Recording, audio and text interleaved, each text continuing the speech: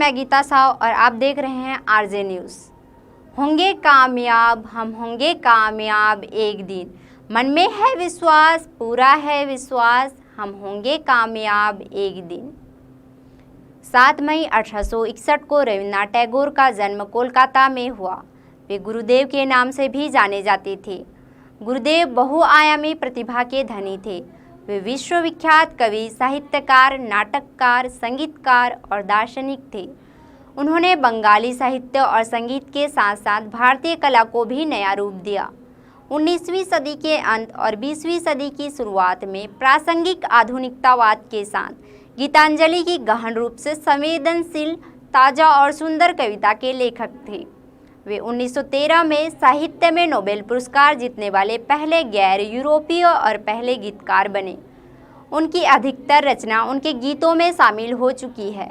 रविन्द्रनाथ टैगोर, जिन्होंने भारत के राष्ट्रगान की रचना की और साहित्य के लिए नोबेल पुरस्कार जीता, हर मायने में एक बहुप्रतिभाशाली व्यक्तित्व थे। बचपन में ही उनकी माता का देहांत हो गया था। टैगोर परिवार बंगाल पुनर्जागरण में सबसे आगे था। उन्होंने साहित्यिक पत्रिकाओं के प्रकाशन की मेजबानी की। बंगाली और पश्चिमी शास्त्रीय संगीत के रंगमंच और गायन नियमित रूप से वहां प्रदर्शित होते थे।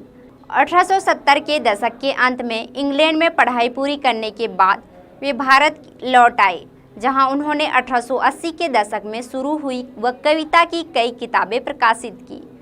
1901 में टैगोर ने शांति निकेतन में एक प्रायोगिक स्कूल की स्थापना की, जहां उन्होंने भारतीय और पश्चिमी परंपराओं का सर्वोत्तम मिश्रण करने का प्रयास किया। टैगोर ने यूरोप, अमेरिका और पूर्वी एशिया में बड़े पैमाने पर यात्रा की, व्याख्यान दिया और अपनी कविताएं पढ़ी और ब्रिटिश औपनिवेशिक शासन के भारतीय स्वतंत्रता के प्रवक्ता बन गए।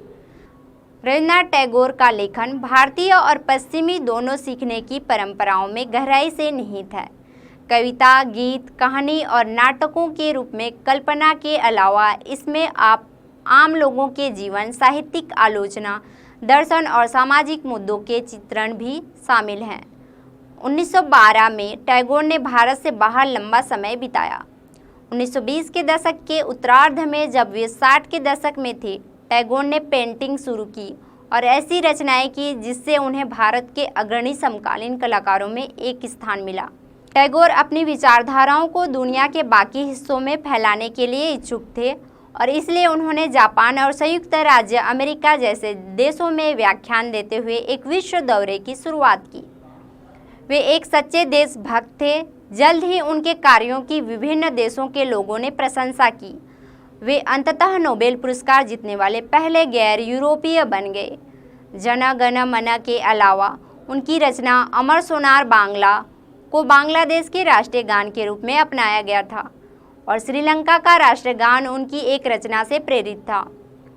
1940 में ऑक्सफोर्ड विश्वविद्यालय ने शांति निकेतन में एक विशेष समारोह की व्यवस्था की और रविन्द्रनाथ टैगोर को डॉक्टरेट ऑफ लिटरेचर से सम्मानित किया।